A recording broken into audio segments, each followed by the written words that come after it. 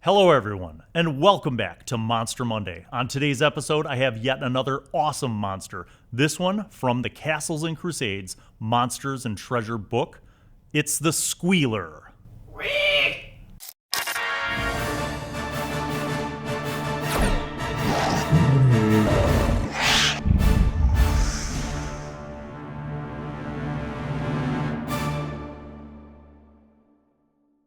Okay everyone, once again we are delving into this awesome tome. If you haven't checked out Castles and Crusades already, I want you to understand something very important. At no point in time have they paid me to endorse their game in any way. I do this out of the pure love and fascination that I have in my discovery of this game and of their books and resources. This book is awesome. The way they lay it out, the organization of it, the quality of it, the pictures, all of it are just awesome.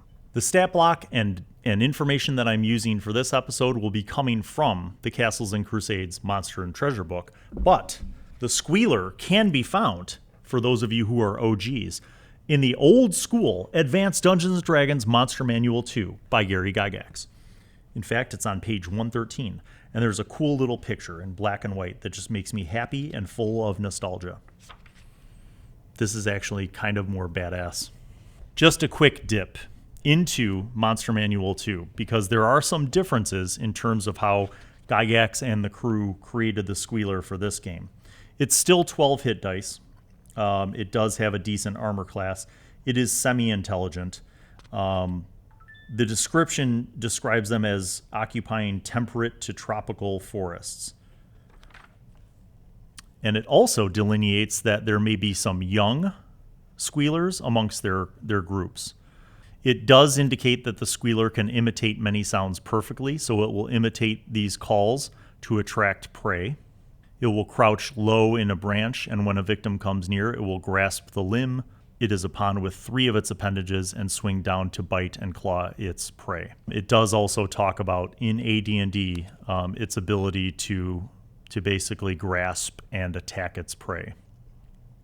It does, this is an interesting thing that I don't know if it was delineated in the Monsters and Treasure book, but in the Monster Manual 2, it does say this: when amidst foliage, the squeaker's bulk is 75% invisible due to its coloration, stillness, and care in concealment, so it attacks by surprise. When it's full grown, it's about the size of a large gorilla, and it is a match for almost anything. And then it basically talks about all the other stuff. So true to the tradition of the old school way, Castles and Crusades basically took this monster from Monster Manual 2 and updated it, but kept very true to its original intent, which I think is awesome, and yet another reason why I have mad respect for Castles and Crusades.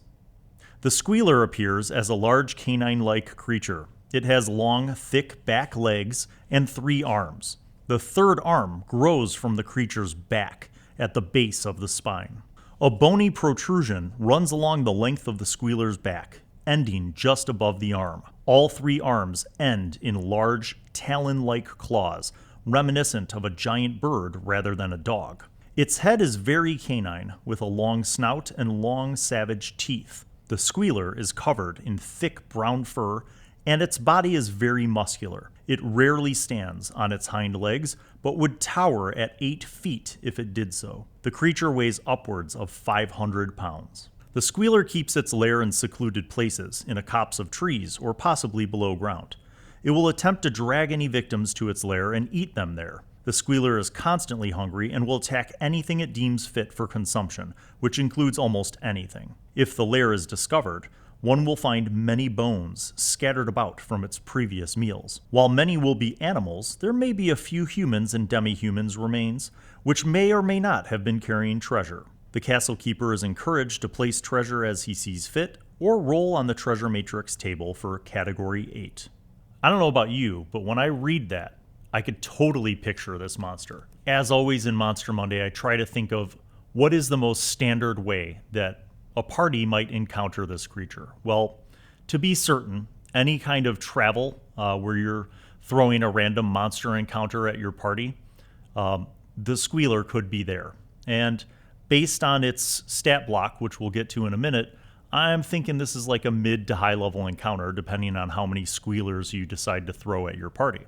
Certainly any woodland sort of adventure, being out in the wilds seems like a natural fit, or even a cave or cavern delve or somewhere near the base of mountains could also work for a squealer encounter. I also like to think outside of the box. So even though they're described as kind of having thick brown grizzly bear type fur, you could certainly modify the squealer's makeup and have subspecies of squealers. So for example, if you're running an Arctic style campaign or a winter campaign, maybe you have a polar bear kind of squealer, with white fur that blends in and camouflages a bit better.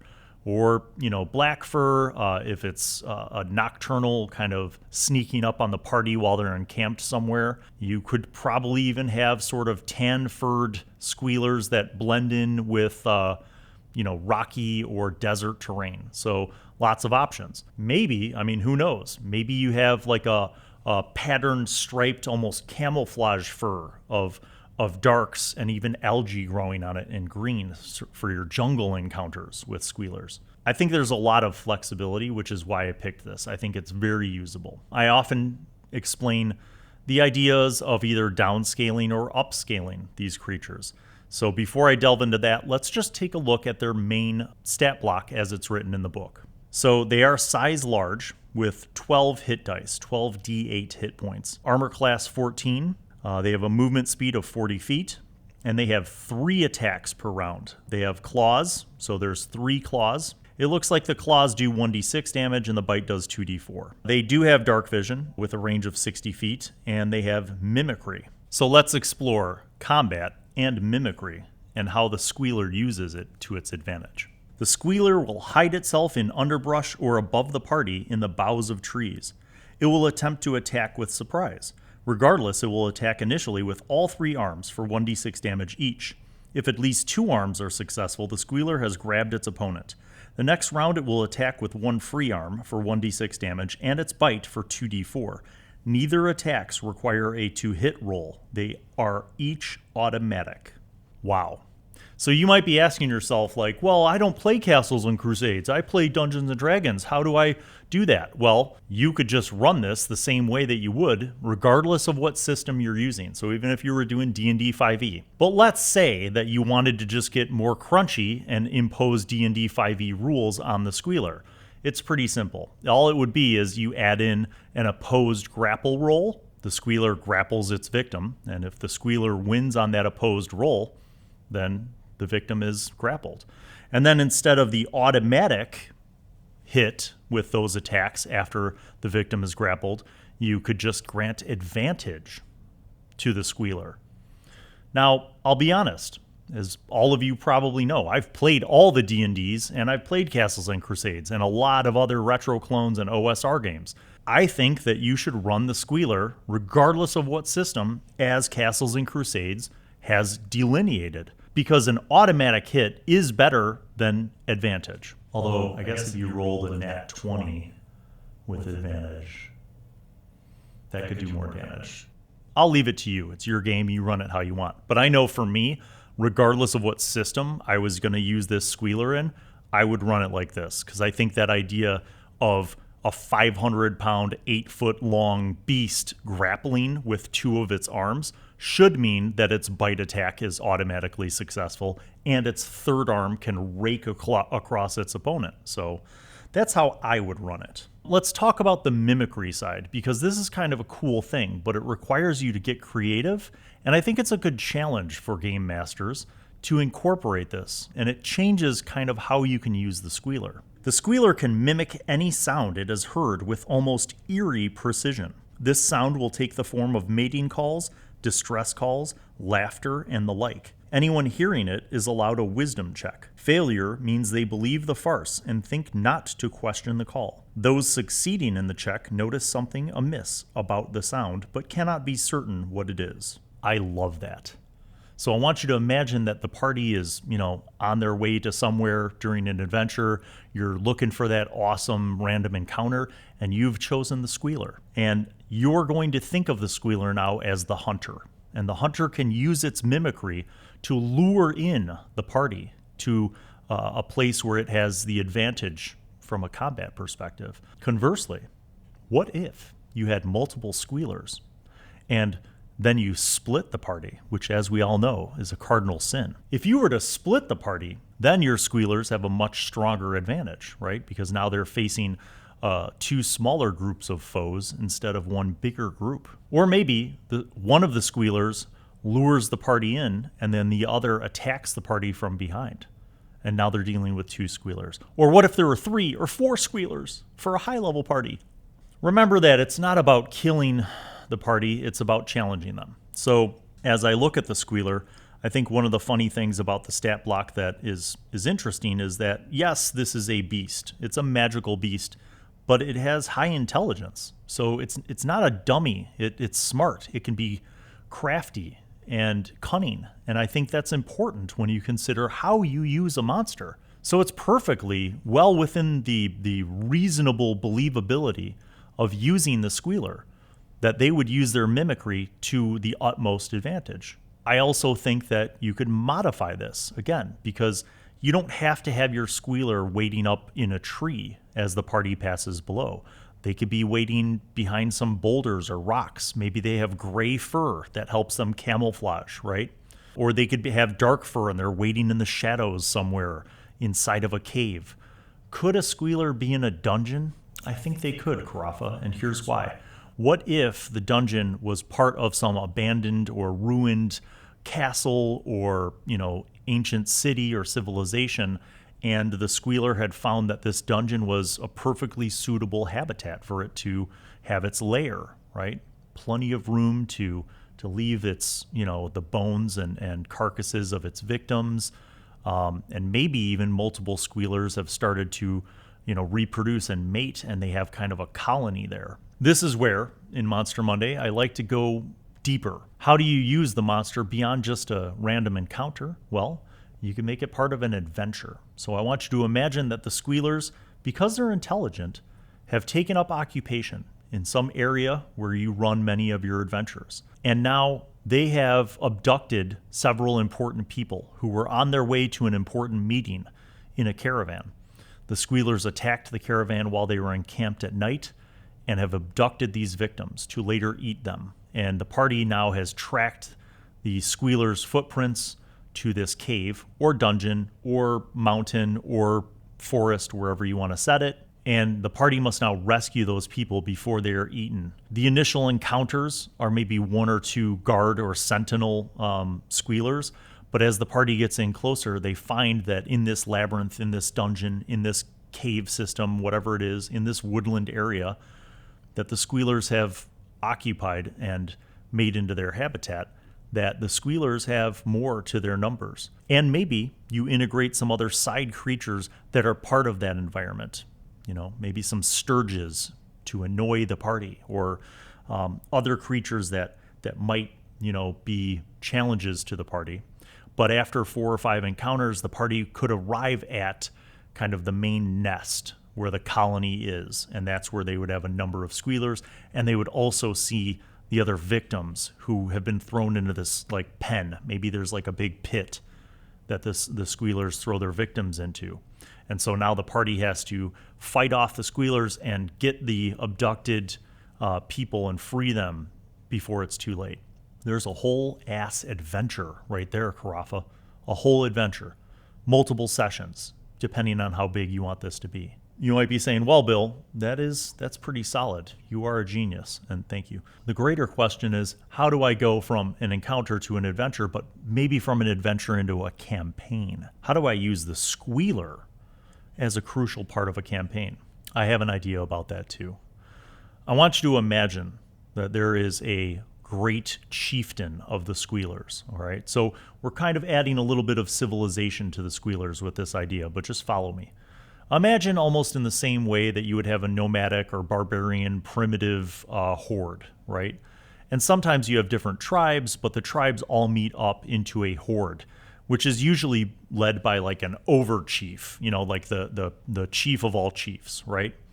Maybe the Squealers have developed this primitive kind of tribal organization, And there are small pockets or colonies of these squealers, but there is one squealer, the ancient, the master squealer above all the others, who has greater intellect and has perhaps started to organize these cells, these individual colonies, into a greater horde.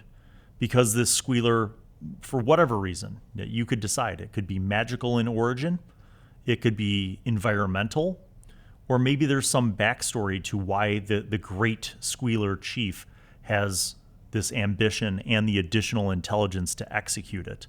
But for whatever reason, whatever origin, this great squealer is looking to now dominate this region and has amassed a coalition of not only colonies and tribes of squealers, but maybe has recruited other types to join this coalition. Maybe gnolls, perhaps some tribes of gnolls have joined, and maybe even actual beasts as well. Like maybe the squealer has brought in, shadow mastiffs and hyenas and whatever, so that you have this actual kind of political thing that's happening where this region that was once quiet and peaceful has now been suffering attacks all across the region. And this becomes an element of the campaign because at first it's the discovery, like who's behind these attacks, right? And maybe you throw in the gnolls at first, and so the party assumes like, oh, it's gnolls. But then you find out that amongst the gnolls are some squealers and that they're working in conjunction with each other. Well, then the next question, the next mystery that has to be solved is why? Who is behind this? And what do they want, right? So you know this because you've crafted this vision of how to use the squealers in conjunction with this coalition of other things like gnolls. And maybe you can add in your other things too that would fit. But I think the idea could be really cool. And maybe you even throw some were creatures into the mix, like some werewolves or werebears into the mix who have also kind of decided to join this coalition that's led by the great chief of the squealers. And that could be something that ties into an existing campaign that you already have. Maybe there's some big bad end guy, a terrible dark wizard or a blighted druid or whatever it is that you have in your campaign, and you tie this into it as an element, which could lead to probably 8 or 10 sessions of adventures, depending on how you wanted to execute it and stretch it out, how much of the story you want to get to. And ultimately, maybe it puts the party into a situation where they find out the reason why the great squealer chief has banded together for this coalition and what they actually want. What's the motivation? Other than just power and occupying land and subjugating the people who live in that land. Maybe there's some deeper meaning or reason to it. And if that deeper meaning or reason is motivated by yet another layer behind the squealer chief, that's okay too. It could be a demonic or a devilish resource, or maybe just a humanoid, a wizard who has manipulated the squealers and the gnolls in order to gain his or her own objectives. So you could take this awesome monster and use it in an encounter. You could certainly use it in an adventure in almost any setting, geographically speaking, and just modify the appearance of the squealer and its habitat. And finally, you could tie this into a whole campaign arc and make a whole big long story full of awesome adventures with it. So I hope you have enjoyed this episode of Monster Monday and you have found it helpful and informative and possibly entertaining. Thank you as always to all of you for liking and subscribing. And if you haven't done it already, please click on that notifications bell and select all so that you don't miss any new releases on the channel. Last but certainly not least, I want to thank all of my patrons on Patreon for your continued support. If you would like to join us in our Patreon community, just swing over to patreon.com/BillAllenWorld and you'll see a whole bevy of options for your budgetary needs that you can provide in order to support the ongoing work here at the channel. Until we meet again, happy gaming, and may the dice gods always be in your favor.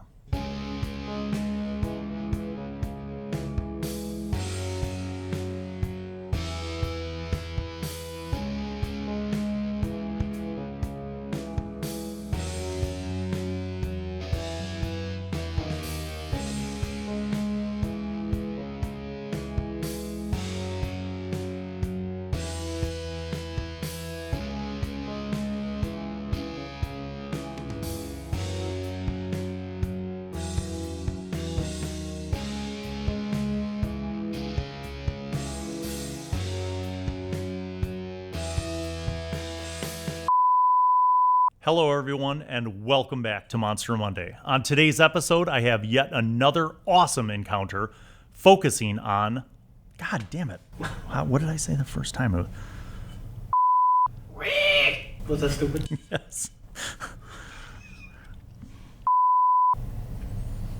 Did you want to record that? Carafa, you better be joking. Well, hello, and welcome to Bill Allen World. I am Wizzy, the Wizard. I'm back once again to remind you to subscribe and click on the notifications button, and also watch videos that are over there. Tune in to the next episode of whatever show you are just watching, and watch other shows featuring Bill. He made me say that because he's a narcissist. Okay, bye.